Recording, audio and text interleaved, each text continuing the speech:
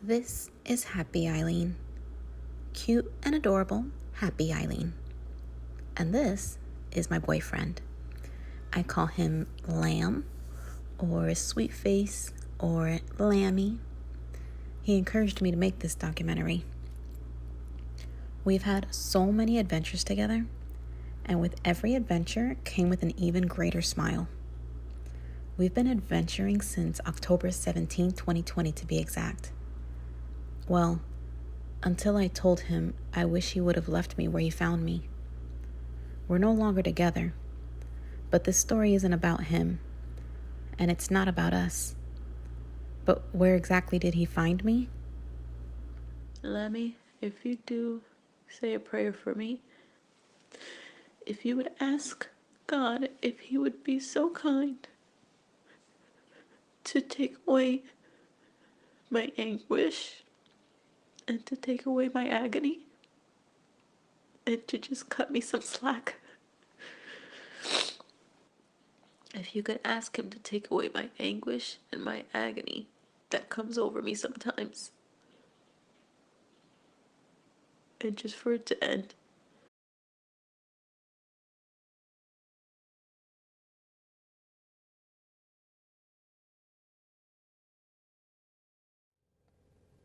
Well, that was a depressing intro. I'm Eileen, and I'm going to share with you everything that I went through when I struggled with suicidal ideations. I'm going to tell you all the details on what I went through, all the stages that I went through to end up in it, all the stages I went through to come out of it. And for those of you that are suffering, I want you to know that I'm here to support you. I'm here to be there for you. I'm here to share with you my experience. And my hope is that you will see, you may have your aha moment that can get you out of that quicksand that you feel like you're in. I know what it's like. I've been there. I've been at the bottom of the barrel. I've been there in the bottom of the trash. I've been there. I know suffering. I lived suffering. I had suffering inside of me. I've had so much negativity inside my body where I couldn't even move or breathe. But I just got out of boxing class. I need to go freshen up, and then I'm going to share everything with you. And I'm going to walk you through everything that I went through so you can see what you can pull for yourself that might help you see past the pain, past the suffering, and see that you can also be where I am, where I'm no longer in that place, where I've finally been able to take it off the table. And I want to get you to the place where you can take it off the table too.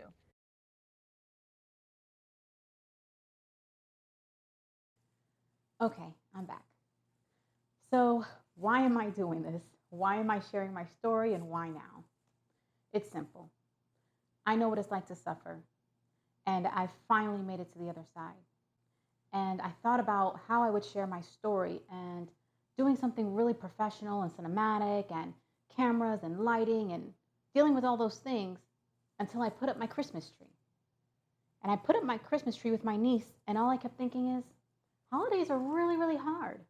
I struggled a lot with holidays. And I know a lot of you out there are struggling too. And I needed a right now plan. I needed a right now plan because you're in right now pain. So I'm going to go ahead and share everything with you. This is just raw footage and my camera and me, and that's it. And that's all you need. I'm here to support you. I'm here to be there for you. I know what it's like to feel like I'm all alone and I don't have anybody. And I know what it's like to feel like I'm by myself and I can't share my struggle and I don't know what to do and I'm trying and I can't figure it out. And I'm just in this really dark place. And I want to make sure that you know there is a way out and there is another side and that you don't have to end yourself in order to end the pain. So I want you to stay with me. I want you to subscribe to this channel and you're going to follow me on my journey and all the stages that I went through because I'm going to tell you everything and I'm not going to hold back. I'm going to make sure that you know exactly what I went through and give you all the resources and everything that I use to help me get to where I am today. Because where I am today is nowhere near where I was a year ago. And I know for you, you can have the same thing too. Now I'm going to share with you what it was like for me when I was going through my suffering. Most people don't know this, but I struggled with suicidal ideation since I was 13 years old. And I remember being 13 and listening to Kurt Franklin's The Storm Is Over Now song all the time. And I had no idea why, because the song is really depressing and it's really gloomy. And I was 13 and I really didn't have any problems. So thinking about it now, I have no idea why I was in that place listening to this really gloomy song about the storm is over now. And it didn't make me feel better, but it felt like it was. I remember only telling one person when I was about 18 or 19. We'll call him Abraham. He was my first boyfriend, and I knew him from church. We were parked in a parking lot off in Tampa off of Bayshore Boulevard. And we had the sunroof open, and we were hanging out, and we were just talking. And this was years later. He was my first boyfriend when I was like 13. But years later, we were just hanging out. And he asked me why hadn't I gone through with it? What stops me from going through with it, from just ending my life? And I said, I have these most amazing nieces and nephew, and I spend so much time with them, and I have so much fun with them. And I love taking them to church. And for me, that was reason enough to not even think about it at the time.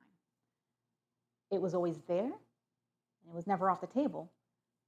But I really, really prioritized the kids over ending things.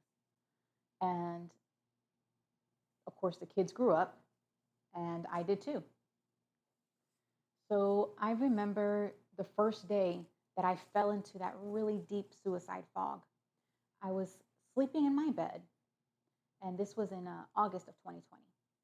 And someone had let themselves into my house and gave me some really devastating news. I called out of work. I crawled right back into my bed,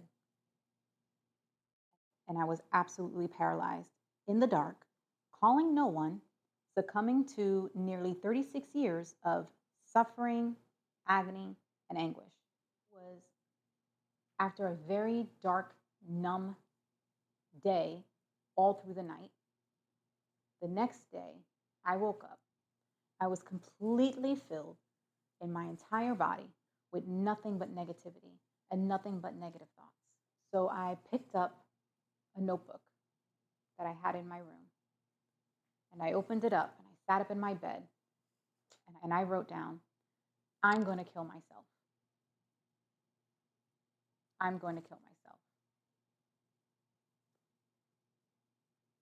I was done. I was done. I was done trying. I was disinterested in life. I was a Christian woman who made her best efforts to plant certain kind of seeds in her life. But I felt like my entire life was a complete example of a hefty bag of kitchen trash. Some of you know what the fog is.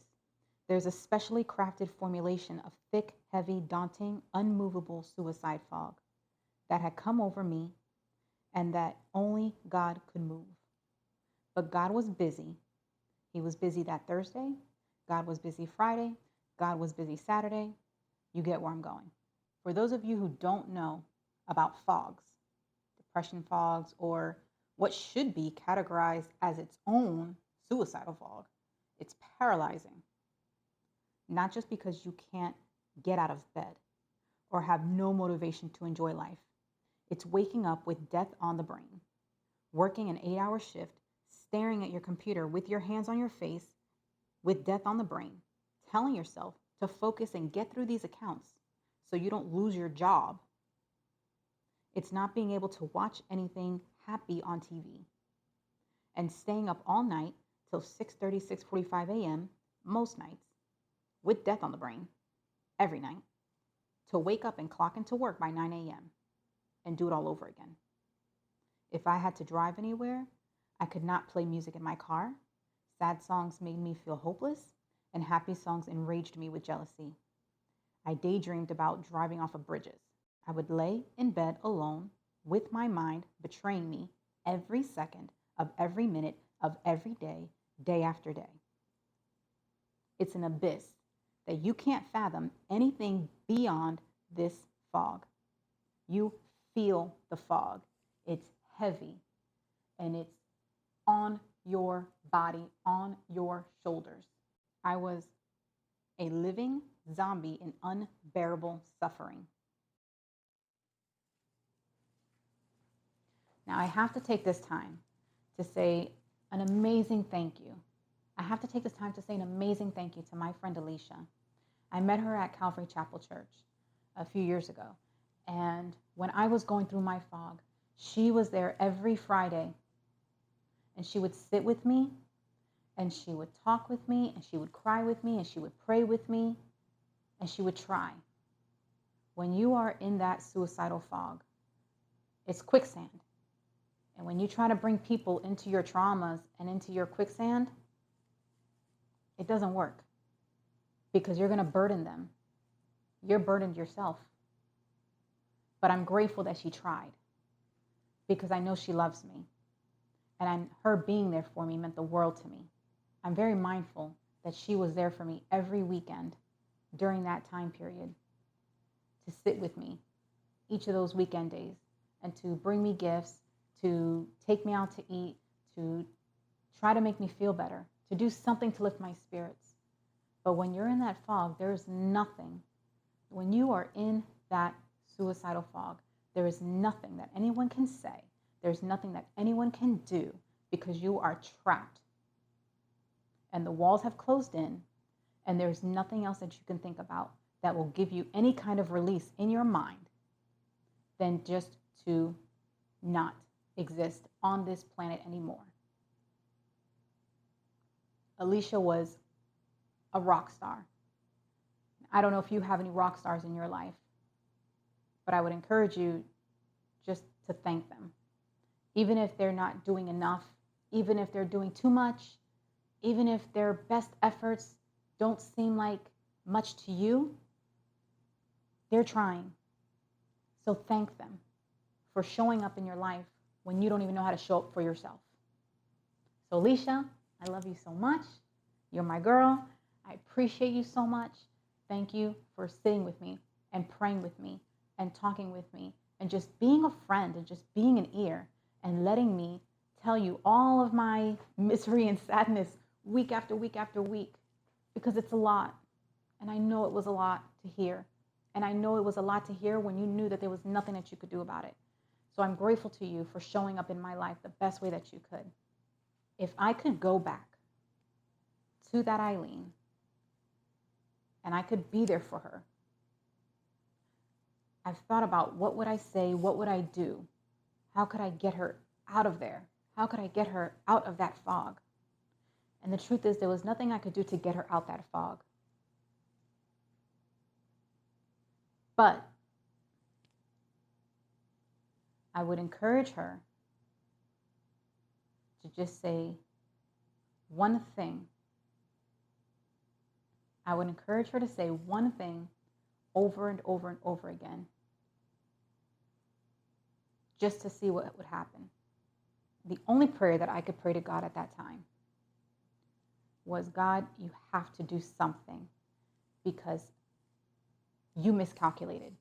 I told God that he miscalculated my life. And I told God, you're not supposed to give me anything more than I can bear. And I can't bear this.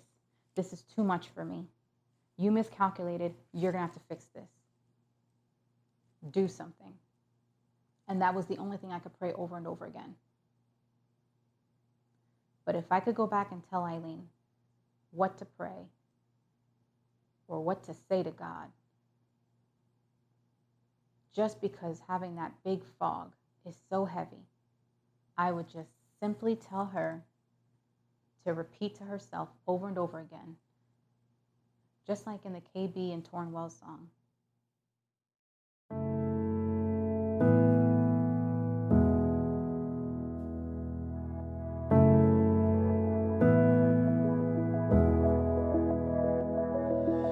I was in certain danger, caught in the crossfire of hope and regret.